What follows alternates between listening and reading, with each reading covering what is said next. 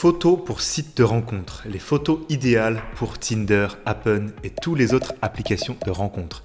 Est-ce que ton profil ressemble à des photos de vacances prises au hasard ou encore à quelques selfies? Est-ce que tu te demandes si tu dois utiliser 3 photos, 6 photos, si tu dois t'afficher avec beaucoup de filles sur les photos, si tu dois montrer tes activités à tout prix ou encore tes abdos? Si tu ne peux pas répondre instantanément et avec précision aux questions que je viens de te poser, alors c'est la raison pour laquelle tu n'as pas ton nombre de matchs rêvé. J'ai de bonnes nouvelles pour toi parce qu'à la fin de cette vidéo, toutes ces questions appartiendront au passé et ton profil sera prêt pour collecter des super likes. Je te dis comment faire une photo qui obtient toute l'attention des femmes et écarter le genre de photo qui te gâche tout simplement ton profil. Like la vidéo si ça t'aide, je compte sur toi. Intro.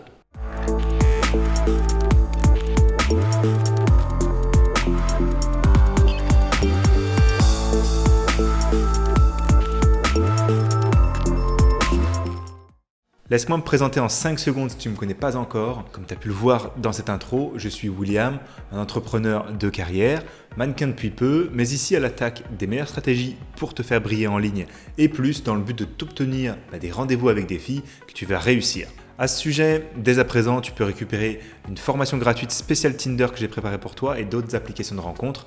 Dans la description, c'est ma spécialité et on y voit en profondeur les photos, la bio et les réglages que j'utilise pour obtenir 100 matchs de qualité par semaine quand je suis dans une grande ville. Je te reparle en fin de vidéo. Bon, tu as peut-être les passe-temps les plus géniaux qui soient, tu as peut-être un petit chien que toutes les femmes adorent ou une histoire qui rend toutes les filles célibataires émues, tu n'auras pas l'occasion de parler de tout ça pour l'instant, ni même que les femmes regardent ta photo 2, ta photo 3, ta photo 4, etc. si la première photo de ton profil ne fait pas l'unanimité. Ta première photo, c'est celle qui va apparaître à l'écran en premier et tu n'as qu'une fraction de seconde pour faire court-circuiter, on va dire, les neurones des utilisatrices et leur envoyer un shoot de dopamine qu'elles viennent rechercher sur Tinder et les autres applis. Donc tout va se juger là-dessus sur cette première photo. C'est pas effrayant ça? Alors, pas de panique, je vais vraiment te dire maintenant comment créer une photo irrésistible pour ton profil. Et si je pouvais, crois-moi, je te donnerais carrément les miennes. Je compte même plus le nombre de photos que j'ai qui performent vraiment bien à force d'avoir des shootings et de shooter. Mais ce que je peux faire, c'est te donner la ligne conductrice avec précision et méthode. Position et pose. Pour avoir une superbe photo principale, si tu regardes droit à la caméra, souris. Si tu ne regardes pas la caméra, tu peux rester sérieux, un peu plus concentré. Même si tu étais un peu en colère, mais du style plutôt les yeux éblouis par exemple. C'est ça qu'il faut retenir. Je t'en parle un petit peu plus dans la formation gratuite, ça, mais en gros, c'est ton bas des paupières doit être un peu remonté pour avoir les yeux comme des amandes fines et non pas comme deux gros yeux en boule, quoi. Par contre, ce type de photo un peu plus sérieuse, là, c'est plutôt adapté pour la deuxième.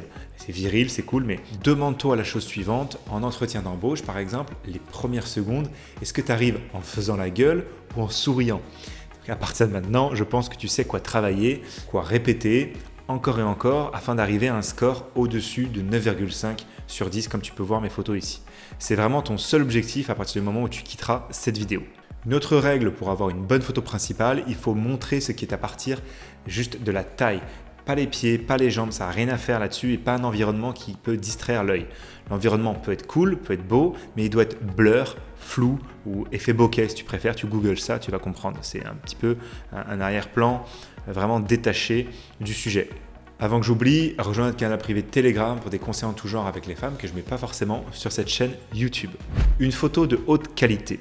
Tes photos doivent être de haute qualité. Si personne dans ton groupe d'amis a un appareil photo professionnel, alors loue-en un ou au moins cherche un photographe pas cher, un peu en collaboration et entraîne-toi devant la glace juste avant. S'il te plaît, n'utilise vraiment pas un smartphone, en tout cas pas pour ta première photo. Pour avoir une photo qui obtient régulièrement des super likes, il faut faire vraiment un plan propre, un bon contraste, une mise au point clean sur ton visage. Et voilà, oublie la photo surexposée avec un arrière-plan vraiment dégueulasse, les photos de mauvaise qualité avec des basses lumières. Attention, l'appareil n'a pas forcément beaucoup d'importance du moment qu'il soit pro de qualité suffisante. Google le terme DSLR.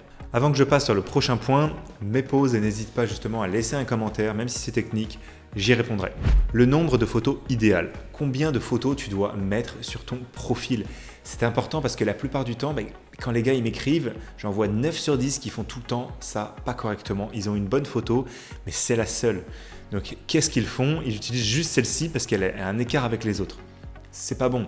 Les gars qui n'ont qu'une seule photo sur leur profil pour obtenir vraiment 4 fois plus de matchs s'ils utilisaient plus de photos, genre au moins 3 ou 4. Alors pourquoi ? Parce qu'il s'agit des rencontres en ligne. Si tu n'as qu'une seule photo sur ton profil, la fille elle va se dire pourquoi il n'a qu'une seule photo. Elle ne va pas se sentir vraiment en sécurité là-dessus à vouloir te rencontrer ensuite. Elle veut voir une vraie personne, quelqu'un à qui elle peut faire confiance. Quelques indices sur le fait que l'homme est bien réel, ça va l'aider dans tes photos. À l'opposé, c'est pas parce que Tinder offre la possibilité d'utiliser jusqu'à 9 photos et que tu penses que aux centaines de photos que tu as dans ton album à la maison, que tu dois être tenté de mettre un maximum de photos sur ton profil pour que les filles puissent voir à quel point tu es cool. Non, en faisant ça, tu passes pour un forceur, un try-hard. Les femmes évitent ce genre de gars, les filles veulent voir à quoi tu ressembles, mais avec quelques indices sur ta vie, mais si tu en fais trop, elles perdront tout intérêt. Sauf si vraiment toutes tes photos sont cool, vraiment, que tu as plein d'amis, que ça a l'air top, que tu n'as aucune erreur. Moi, je peux me permettre, parce que je fais un peu de mannequinage, j'ai des copains photographes, mais voilà. Si tu n'es pas à ce stade, si tu n'as pas ça en stock, oublie clairement ça. Car c'est toujours un peu effrayant si tu prends trop ça au sérieux.